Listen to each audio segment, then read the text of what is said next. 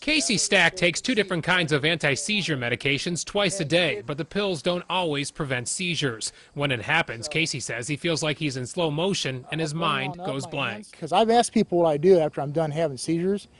Bring my hands up, I'll start grabbing things, I'll shake things. Casey says he called deputies to Earth and Wood in Coventry Township last Friday after he accidentally ran his trailer carrying brush into a truck and argued with the other driver.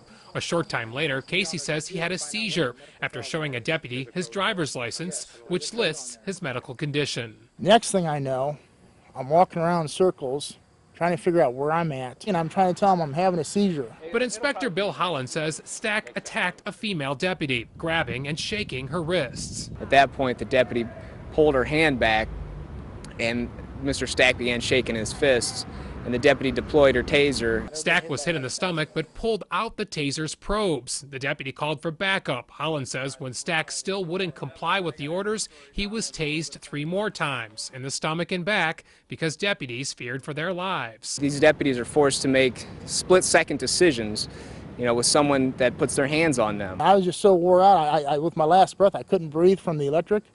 And with my last breath, I told him I'm having a seizure. Stack was handcuffed, charged with assault, and spent the weekend in jail. He says he's considering a civil lawsuit. I've talked to some people that know about epilepsy, and they're like, oh man, you're lucky you're alive. Law enforcement deals with odd behavior all the time, and the unfortunate thing with law enforcement is we don't have the luxury of hindsight.